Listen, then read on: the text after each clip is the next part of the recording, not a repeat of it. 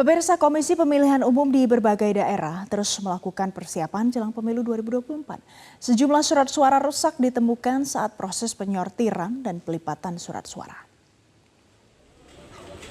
KPU Majene, Sulawesi Barat mulai melakukan penyortiran dan pelipatan surat suara pemilu 2024 melibatkan 170 warga.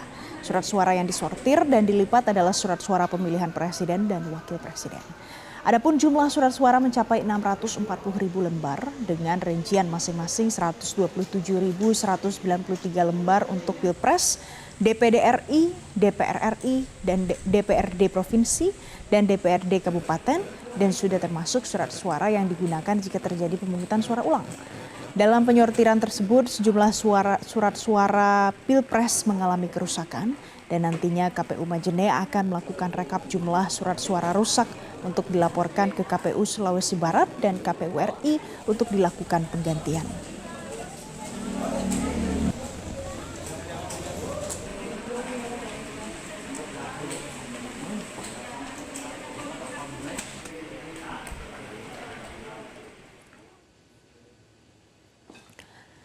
183 surat suara di Kabupaten Bener Meriah, Aceh ditemukan rusak. Surat suara rusak ini ditemukan Komisi Independen Pemilihan atau KIP saat melakukan proses penyortiran dan pelipatan surat suara yang melibatkan 140 warga. Dan surat suara rusak belum termasuk surat suara untuk DPRD Provinsi dan juga Presiden. Kerusakan surat suara yang dimaksud berupa robek, rusak kertas, dan sebagian tidak sempurna. Menurut keterangan Ketua KIP Bener Meriah, Khairul Akhir, sejauh ini belum ditemukan adanya kendala dalam proses penyortiran dan pelipatan surat suara. Proses ini pun dilakukan dengan pengawalan pihak kepolisian Polres Bener Meriah dan Bawaslu Bener Meriah.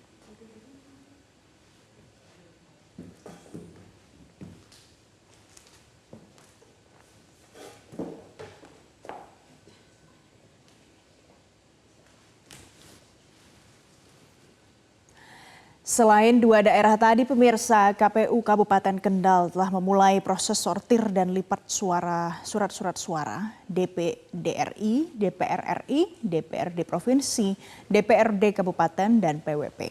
Ditemukan 1.110 surat suara rusak berupa robek, bercak tinta, potongan kertas tidak sempurna, dan ada cetakan membayang di hari pertama proses ini. Ketua KPUD Kendal Hasanuddin menyampaikan KPUD Kendal mendapatkan surat suara sebanyak 813.783 dengan 2,5% surat suara cadangan. 460 warga juga dilibatkan dalam proses sortir dan lipat surat suara ini. Proses ini juga mendapat pengawasan dari pihak Panwaslu Kecamatan serta Bawaslu.